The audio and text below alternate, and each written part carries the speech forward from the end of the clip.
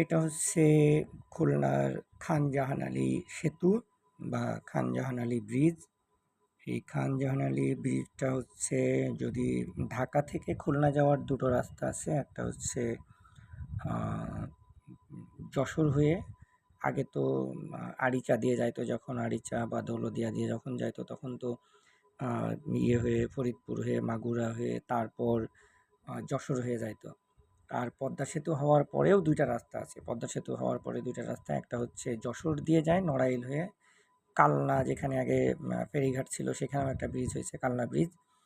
তো কালনা ব্রিজ দিয়ে যশোর হয়ে একটা যায়, আর একটা হচ্ছে গোপালগঞ্জ হয়ে বাগেরহাট দিয়ে, বাগেরহাটের ফকিরহাট মোল্লারহাট হয়ে, মানে মোল্লারহাট তারপর ফকিরহাট, এরপর হচ্ছে বাগেরহাট দিয়ে খুলনায় ঢুকতে গেলে এই সেতুটা পড়ে। এটার নাম হচ্ছে আপনার আহ, খান জাহান আলী সেতু, রূপসা নদীর উপরে, বা রূপসা ব্রিজও বলে অনেকে। খান জাহান আলী সেতু এই।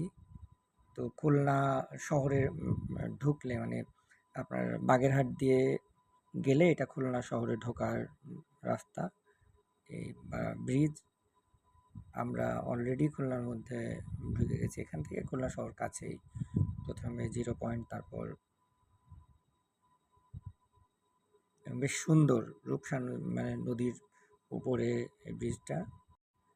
বাসের মধ্যে থেকে ভিডিও করার কারণে আপনার ওইভাবে অত বেশি, মানে ভালোভাবে পুরা ফুল ফ্রেম বা রাস্তার সমস্ত রাস্তাটা নিতে পারিনি।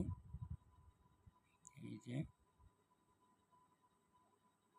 আপনার এক পাশ দেখা যাচ্ছে বাসের, আমি বাসের জানালা দিয়ে ভিডিও করার কারণে এটা